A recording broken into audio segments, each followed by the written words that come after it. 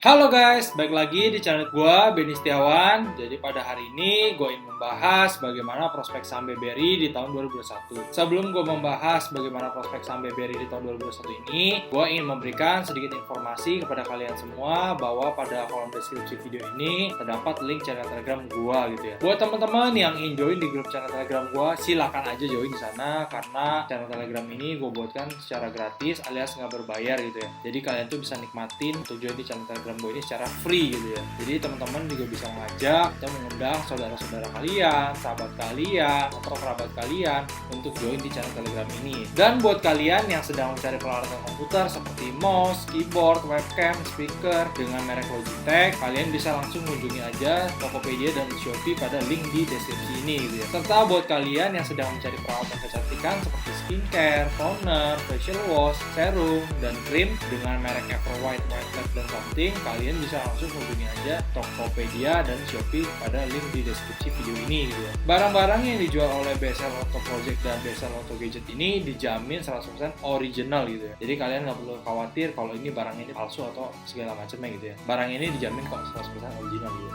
Oke, mungkin tadi sekilas info yang ingin gue sampaikan kepada kalian semua gitu ya. Sekarang kita langsung mulai aja ke topik pembahasan kita pada hari ini gitu ya. BBRI ini merupakan adalah salah satu big bank yang memiliki market cap yang cukup besar gitu ya. Serta BBRI ini juga memiliki pengaruh yang cukup kuat terhadap indeks harga saham gabungan atau IHSG gitu ya. Karena kenapa BBRI ini merupakan salah satu saham terbaik di LQ45 serta BBRI ini juga memiliki market cap yang cukup besar ya. Makanya transaksi harian ini juga cukup besar ya. Makanya dia berpengaruh lumayan terhadap IHSG kita gitu ya. Meskipun sekarang sudah ada free float, saham BBRI ini transaksi ini dalam jumlah harian ini cukup besar gitu ya. Makanya kalau IHSG cap rata-rata pada merah yang kayak saham-saham perbankan ya biasa IHSG akan tertekan gitu ya. BBRI ini dikabarkan akan melakukan red issue, di mana red issue ini dana itu akan digunakan untuk membentuk holding ultra mikro gitu. Pembentukan holding BUMN ultra mikro ini yang dilakukan BBRI ini dilakukan bersama dengan PT Pegadaian Persero, PT Permodalan Nasional Madani. Kedua,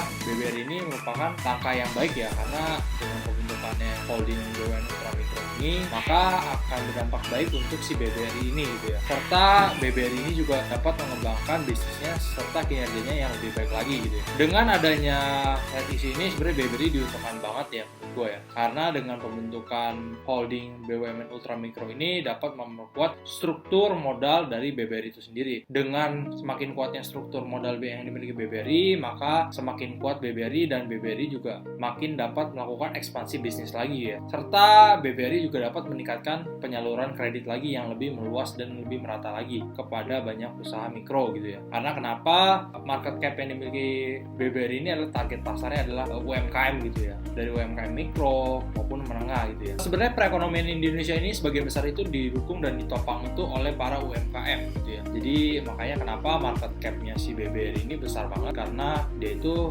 fokus kepada UMKM gitu ya. Sehingga dengan adanya pembentukan holding BUMN ultra mikro ini, BBRI dapat membantu para UMKM lebih banyak lagi gitu ya. Perlu kita ketahui juga BBRI ini memiliki pertumbuhan yang cukup baik ya, serta perkembangan yang cukup baik gitu. Karena kenapa BBRI ini termasuk dalam market top 20 in market capitalization gitu ya. Serta BBRI ini juga termasuk dalam saham LQ45. BBRI ini juga cukup menarik karena kenapa kalau kita perhatikan harga saham itu mengalami pertumbuhan yang cukup pesat dan cukup baik sejak tahun 2010 gitu ya. Jadi sejak tahun 2010 itu harga saham BBRI ini cenderung mengalami kenaikan ya hingga tahun 2021 ini gitu ya. Serta BBRI ini juga rutin kok memberikan dividen kepada para pemegang sahamnya. Dan seperti yang kita ketahui, BBRI ini juga merupakan pemegang saham BRIS gitu ya. Berdasarkan data yang gue kutip dari RTI per tanggal 24 Juli 2021, harga saham BBRI ini per lembarnya adalah 3.870. Saham BBRI ini memiliki rasio PER-nya itu 17,48 kali, PBV 2,49 kali, dan book value itu adalah sebesar 1.554 gitu ya. Saham BBRI ini juga menarik menurut gue karena kenapa? Saham BBRI BRI ini memiliki net profit margin itu sebesar 18,73%, serta ROE dan ROI-nya itu cukup baik menurut gue. Saham BBRI ini memiliki ROE-nya itu sebesar 14,24 dan ROI-nya itu sebesar 1,92% gitu ya. Kesimpulannya adalah saham BBRI ini boleh kita pertimbangkan ke dalam portfolio kita. Menurut gue saham BBRI ini memiliki prospek bisnis yang cukup baik, serta performa kinerja BBRI ini juga cukup baik ya. Kita bisa lihat dari laporan keuangannya, fundamentalnya, dan lain-lainnya gitu ya. Akan tapi segala keputusan dan risiko di tangan kalian. Di sini gue hanya sekedar sharing mengenai pendapat gue bagaimana prospek saham BBRI di tahun 2021 ini. Mungkin sekian dulu video yang bisa gue buatkan kepada kalian semua. Apabila teman-teman tertarik untuk membahas saham apa yang ingin gue bahas, teman-teman bisa langsung komen aja di video-video channel YouTube ini gitu ya. Komen dengan jumlah terbanyak yang akan gue pilih gitu ya. Jangan lupa untuk tekan tombol like, comment, share, and subscribe di channel ini. Apabila video ini bermanfaat, silahkan dibagikan aja kepada teman-teman, saudara, dan juga kerabat lainnya. See you in the next video. Bye-bye.